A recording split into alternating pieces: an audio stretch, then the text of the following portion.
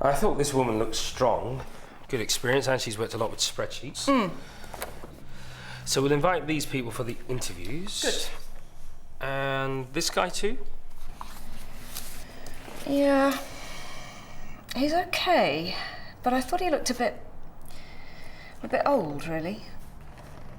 We don't ask people's age on the application form. No, but you can tell. I mean, look, he worked in his last place for about 20 years. He must be in his 50s, 60 even. So what, if he's good? Are you kidding? It'd be like telling my dad what to do. He fits the spec, let's see him. He's overqualified. Yeah, well, on paper, he's got what we're looking for. I mean, he might need some training on the software we're using, but... I just think we're a young team. He won't fit in. Well, if we employ him, it'll be up to you to make sure he does.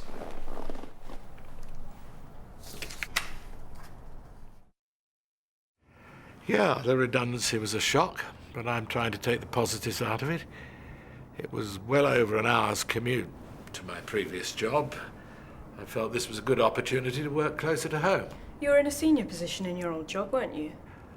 The role carried a fair amount of responsibility, yes. And yet here you're applying for a fairly junior job with us. Don't you think you're overqualified? Every job is different.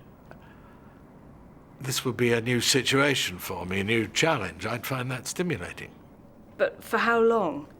I think you'd find that compared to your previous role, this one is quite mundane. Won't you get bored? Not if I felt I was contributing to the organisation. I'm certainly qualified for the job, and as I say, I'm keen to do it. Good. Now, Bob, you were in your last job for... how long was it? Almost 20 years. That's a very long time.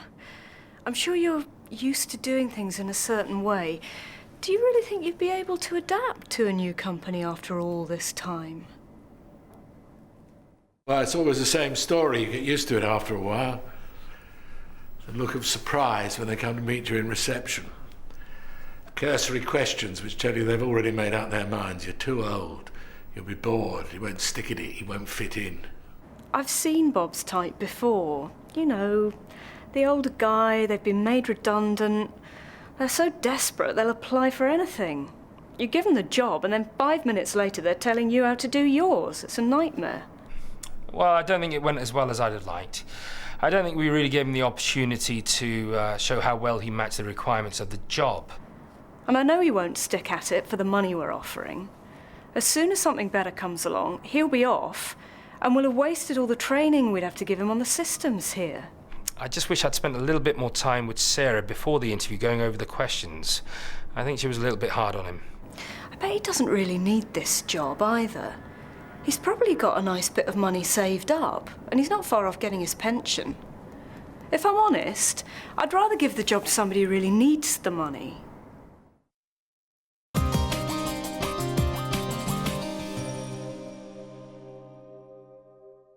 Sarah's response to that application was, I think, in practice, what many people think when they see applications like that.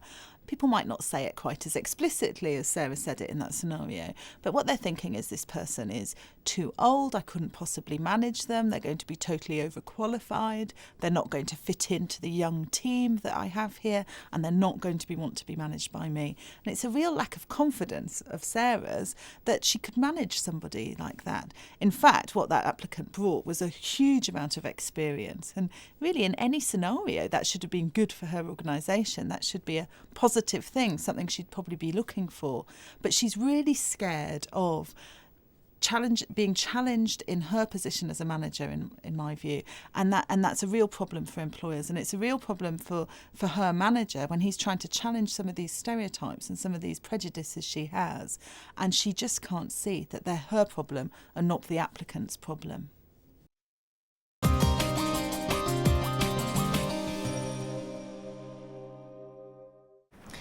As you'll have seen from the job description, the work here can be quite process-driven. It's different from the more challenging work you were used to in your previous position. How do you feel about that?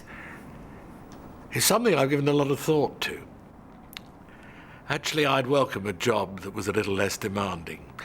I'm prepared to go a couple of rungs down the ladder in order to have less pressure and more time for things outside work, to have a better work-life balance. How satisfying would you find the work itself? I'd find it satisfying if I felt I was doing a good job. I take pride in getting things done to the required standard and delivered on time. I'd like to get things right. And at whatever level I'm working, I get a sense of satisfaction from a job well done, and that's something I look forward to bringing to this job. Bob, you're used to being a manager. How do you feel about being one of the team as opposed to the leader?